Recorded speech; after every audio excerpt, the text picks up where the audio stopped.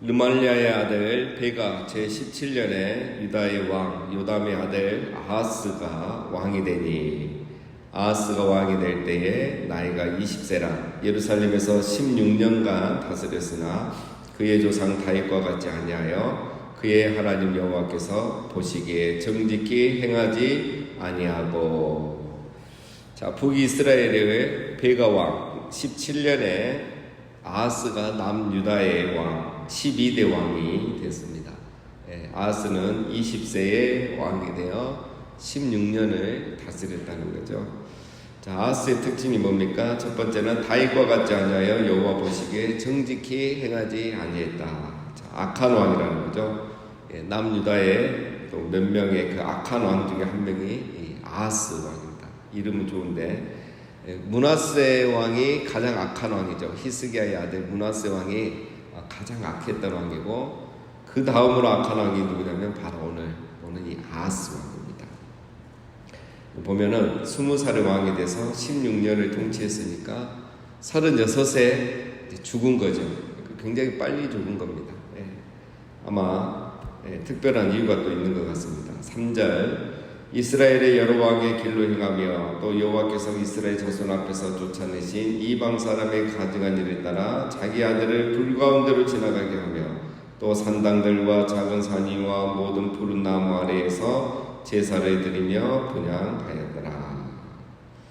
자, 보면 이스라엘의 여러 왕의 길로 행하여, 자, 이 말은 그 바알을 숭배했다 이런 뜻입니다. 보통 이제 북이스라엘 왕들을 평가할 때 무슨 말이 나왔습니까? 여로보암의 길로 행하여 이렇게 했죠. 북이스라엘의 일대 왕이었던 여로보암의 길로 행하여. 자, 이 말은 금송아지를 숭배했다는 거죠. 남쪽 유다 예루살렘 성전에 가지 못하도록 단과 브엘세바의 금송아지를 세우고 거기에서 제사하게 했는데, 북이스라엘 왕들은 다 그렇게 했어요. 자, 근데 남유다는 보통 그렇게 평가하지 않죠. 근데 여기는 보면 여로보암의 길은 아니고 이스라엘의 여러 왕의 길로 행했다. 이 말은 이스라엘의 북이스라엘 왕들의 대부분이 그 바알을 섬겼죠. 그래서 이렇게 말하는 것입니다. 왜 굳이 보면은 이제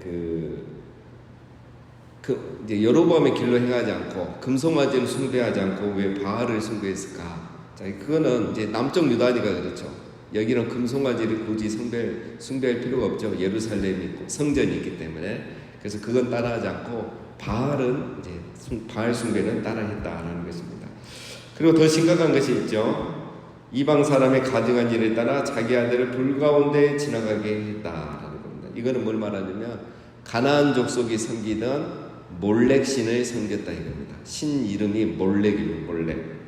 자, 하나님이 그 제일 싫어하고 제일 경고 많이 했던 것, 신명기에서 제일 경고 많이 한 것이 뭡니까?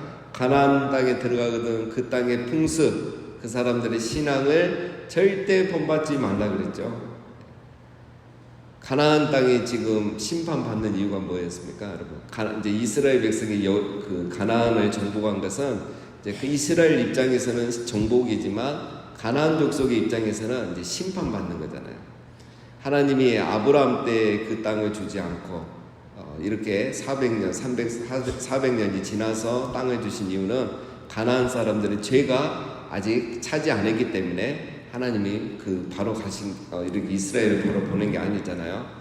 도대체 그러면 가나안은 무슨 죄가 많았길래 하나님이 이렇게 그 땅에서 심판받아서 다 멸절시키고 쫓아냈을까요? 그 사람들의 죄는 크게 이제 여러 가지가 있죠. 여러 가지가 있는데 심각한 죄가 성적 타락이에요. 굉장히 성적으로 타락한 것이고, 그 다음에 두 번째 이제 심각한 죄가 뭐냐면, 이게 첫 번째죠. 사실은 가장 중요한 건데 우상숭배입니다. 우상숭배. 가나안 족속들은 너무 우상이 많아요. 그 중에 이제 정말 심각한 것 중에 하나가 뭐죠? 바로 이겁니다. 몰렉 신에게 자기 자녀를 제물로 바치는 것. 그래서 레위기 18장 21절에 보면 하나님 이걸 구체적으로 얘기했어요. 너는 결단코 자녀를 몰렉에게 주어 불로 통과하게 함으로 내 하나님의 이름을 욕되게 하지 말라. 나는 여호와니라. 우리 성경이 말하는 거 뭡니까? 우리 성경은 우리 인간을 하나님의 형상대로 창조했다고 했잖아요. 하나님의 형상대로 창조된 인간을 자기 살겠다고 또 신을 달래겠다고 제물로 바치는 거는 하나님의 이름을 욕되게 하는 거죠. 그래서 이거는 절대 하지 말라고 하면서 레위기 20장이 뭐라고 하냐면 그 자식을 몰렉에게 주면 반드시 죽이되 그 지방 사람이 돌로 칠 것이요, 이렇게 돼 있어요. 어느 지역에서 이런 일을 하면 그 지역 마을 사람들이 그 사람 잡아다가 돌로 쳐서 죽이라는 거예요. 직계 심판이죠. 그러니까 이 가나안 족속의 신앙, 특별히 몰렉 신앙, 자녀를 제물로 바치는 것은 하나님이 가장 금했던 것 중에 하나예요. 자, 이런 게 이 당시에 이 가나안 쪽에는 너무 흔했어요. 뭐 옛날 마야 문명죠, 남미에도 이런 일이 있었잖아요. 그 열왕기하 우리가 벌써 살펴봤는데요. 그 3장에 보면 북이스라엘과 남유다가 연합해서 이제 아람이란 나라를 공격했잖아요. 그래서 이제 거의 다 이겼어요. 그것도 하나님이 기적을 베풀어 가지고 이 엘리사 때문에 이겼잖아요. 거의 다 이겼는데 이제 이길 수 없는 전쟁을 이긴 거예요. 기적적으로. 그러니까 이 아람 왕이 그때 이제 너무 화가 나고 분하고 도저히 질 수가 없는 거죠. 그래서 이 사람이 어떻게 했냐면 성벽 위에 올라가서 자기 마다들을, 이제 왕이 될 마다들을 거기서 불로 태워 죽여서 제물로 드려버리는 거예요. 딱 이 상황을 하는 거예요. 그러니까 그걸 본 북이스라엘과 남유다의 군사들과 왕이 깜짝 놀란 거예요. 그러니까 이제 정말 듣기만 해도 직접 봤잖아요. 그러니까 지금 저 사람들이 이제 죽기 아니면 살기로 다시 우리에게 반격하겠구나, 이런 두려움도 있고 겁도 먹었고, 더 무서운 건 뭐냐면 저렇게 해서 저 신에게 제사를 드리니까 저 신이 이제 저들을 도와주겠구나, 우리가 죽겠구나, 지겠구나, 이 겁을 먹은 거예요. 이 우상숭 이렇게 하는 걸 보고. 그래서 거기서 전쟁을 멈추고 복귀합니다. 마지막 그 정복을 다 코앞에 두고. 그래서 이제 하나님께서 경노하셨다는 그 말씀이 열왕기에 보면 나와요. 우리가 살펴봤습니다. 이게 바로 이런 일을 지금 어디에서 하고 있습니까? 남유다에서 하고 있는 거예요. 정말 심각한 일이죠. 어떻게 이런 일이 남유다에서 일어날 수 있고, 또 이런 왕이 어떻게 이스라엘에서 나올 수 있는가? 참, 이것도 한번 연구해 볼 만합니다. 도대체 이렇게 악한 왕, 자기 자식을 제물로 바치려는 이런 왕이 어떻게 나올 수 있는가? 그거는 보면 이제 하나님의 심판입니다. 하나님께서 이 악한 남유다에 대한 하나님의 심판이에요. 자, 그래서 이제 보통 왕들이 잘못해서 벌을 받기도 하지만 백성들이 잘못해서 벌을 받는 경우도 많습니다. 그 경우가 이제 이런 경우예요. 그래서 그 아하스의 아버지 요담은 굉장히 그 신앙이 좋았습니다. 그래서 그 아버지가 우시아죠. 우시아가 성전에서 분향하려다가 이마에 나병이 걸린 걸 봤잖아요. 그래서 이제 이 요담은 절대 성전에도 들어가지 아니하고 굉장히 여호와 보시기에 정직히 행했어요. 근데 그 역대하에 보면은 요담은 그렇게 성실하고 정직했으나 백성은 여전히 부패하였더라, 이 말이 있어요. 그러니까 그 요담 시대는, 이 아하스 전 아버지 시대는 요담이 그렇게 나라를 개혁하고 종교 개혁을 하고 자기부터 말씀대로 살고 여러분 제대로 살아야 된다, 순종해야 된다, 이렇게 해도 백성들이 말을 안 들은 거야. 이미 자기들은 산당에서 제사하고 율법도 마음대로 지키고 그렇게 살았던 거야. 그러니까 나라가 이게 안 되는 거야. 그러니까 아무리 위에서 종교 개혁을 해도 밑에서 안 따라주는 거야. 그러니까 하나님께서 그 요담은 데려가시고, 빨리 죽죠 요담도. 그래서 하나님 데려가시고 이제 이런 악한 왕이 일어나서 이 나라를 이렇게 힘들게 하는 겁니다. 그래서 여러분, 백성이 무지하고 또 악하고 부패하면 이런 벌을 또 받는 거예요. 그래서 지도자도 중요하지만 백성들이 또 중요한 겁니다. 자, 하나님께서 이 아하스 왕과 남유다를 어떻게 벌을 주시는가? 5절에 나옵니다. 이때의 아람의 왕 르신과 이스라엘의 왕 르말레의 아들 베가가 예루살렘에 올라와서 싸우려 하여 아하스를 에워쌌으나 능히 이기지 못하니라. 당시 아람의 왕 르신이 엘랏을 회복하여 아람에 돌리고 유다 사람을 엘라드에서 쫓아내었고 아람 사람이 엘라드에 이르러 거기에 거주하며 오늘까지 이르렀더라. 자, 아하스가 이렇게 타락해 가고 있을 때 어떻게 합니까? 북이스라엘과 아람이라는 두 나라가 연합해서 남유다를 공격하는 거예요. 여러분, 옛날에는 이 두 나라 남북이 합쳐서 아람을 공격했잖아요. 이제 반대가 된 거예요. 그래서 아람이 지금 이스라엘 남유다를 공격해서 엘랏을 빼앗았다는 거죠. 근데 이제 어제 우리가 본 본문에 보면 이미 여러 지역을 아람이라는 나라가 정복해서 빼앗은 거예요. 이 엘랏을 빼앗았고 거기에 아람 사람들을 이주시키고 지금까지 그 엘랏에 아람 사람들이 살고 있다라는 내용이 5절입니다. 근데 5절 마지막에 보면 이제 아하스를 에워쌌으나 능히 이기지 못하더라 이렇게 되어 있죠. 자, 이 말은 남유다가 이 전쟁에서 이겼던 말이 아닙니다. 이 말은 역대하 25장 28장에 보면 이 전쟁을 통해서 남유다의 그 용사가 몇 명이 죽었냐면 12만 명이 죽어요. 그리고 20만 명이 포로로 잡혀갑니다. 여러분, 어마어마한 숫자잖아요. 군인 12만 명이 죽고 백성 20만 명이 포로로 잡혀가고 엄청난 재물들을 다 노략당해요. 이 말은 곳곳이 다 정복당했다는 거예요. 어디만 빼고요? 예루살렘만 빼고. 예루살렘을 정복하지 못했단 말이 이 5절 말씀이에요. 다 마을마다 다 정복했는데 우리로 말하면 이 남쪽에서 와서 어떻게 합니까? 이 강원도, 충청도 다 정복했는데 서울만 정복을 못한 거예요. 하나님이 지켜주신 거죠. 예루살렘 자체가 천의 요새이기도 하지만 하나님이 이 예루살렘은 정복하지 못하게 한 거예요.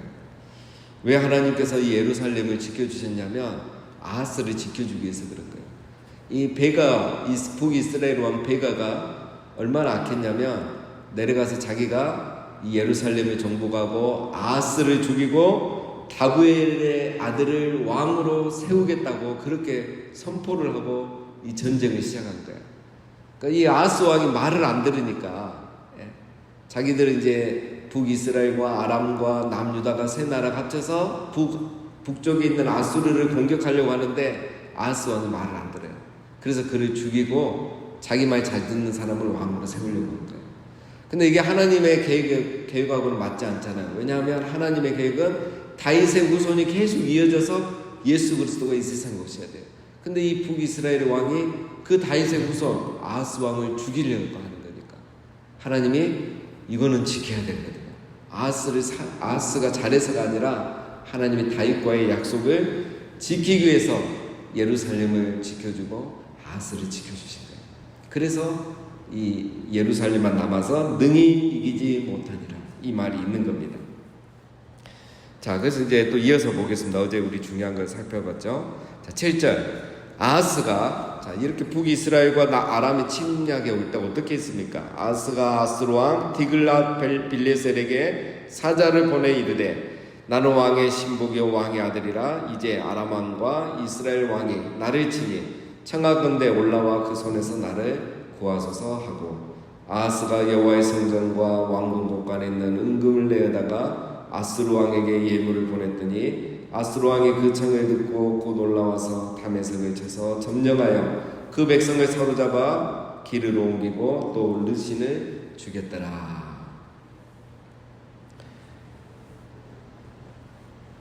이렇게 북이스라엘과 아람이 남유다를 공격해 오니까 아하스가 어떻게 합니까?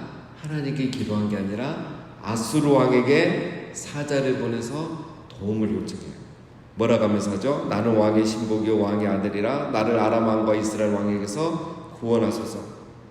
그리고 성전에 있는 은금, 왕궁에 있는 은금을 다 갖다가 바칩니다.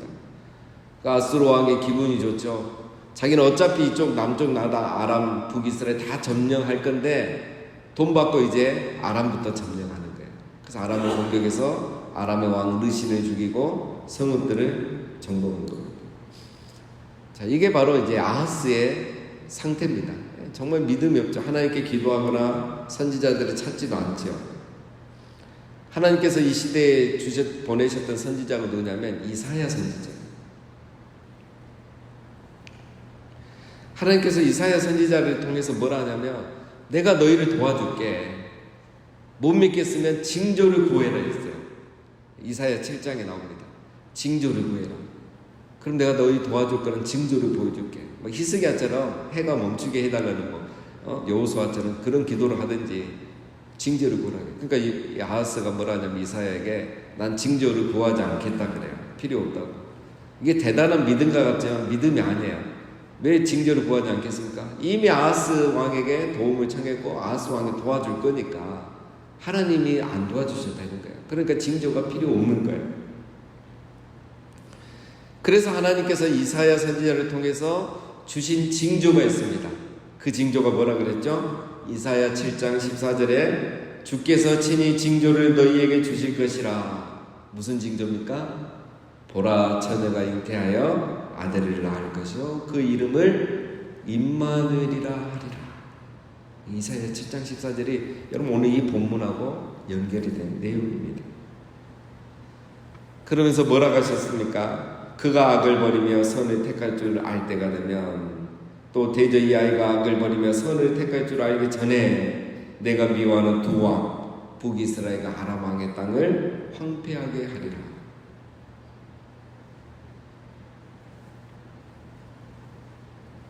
여기 있는 여인 중에 한 여인이 아이를 이제 낳을 것인데, 이제 누군지 다 알죠. 자기들은 이 사람이 아이를 낳으면 그 아이가 유치원 다니기 전에 저 북이스라엘과 아람이 아수르에 의해서 멸망할 것이다. 하나님 그렇게 예언해 주신 거예요. 8장에서도 또 동일한 예언을 합니다. 이사야 8장에도 보면 큰 석판을 가져다가 거기에 글자를 쓰라게 마알살랄 하스바스. 그게 나중에 보니까 뭐냐면 또 스가랴 선지자를 통해서 이사야에게 말합니다. 너가 아들을 낳을 건데 너 아내와 함께 아들을 낳을 건데 아들의 이름을 마알살랄 하스바스라게라. 이 이름의 뜻이 뭐냐면 신속하게 탈출물을, 신속하게 노획물을, 약탈물을 신속하게, 노획물을 신속하게 이 말이죠. 그러니까 곧 망한다 이 말이에요. 그러면서 하나님 뭐라 하시냐면 그 아들이 내 아빠 내 엄마라고 부를 줄 알기 전에 다메섹의 재물과 사마리아의 노략물이 아수르 왕 앞에 옮겨질 것이다. 그 이름의 뜻이 이거예요. 그 아이가 아빠 엄마 하기 전에 저 두 나라가 아수르에서 멸망할 것이다. 이렇게 이제 구체적으로 말씀해 주세요.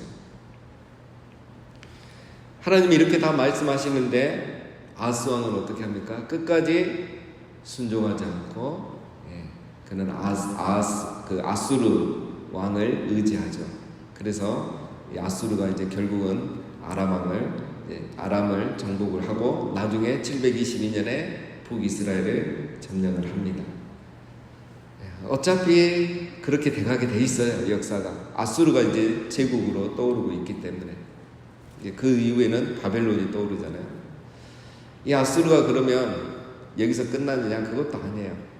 나중에는 남유다를 또 공격합니다.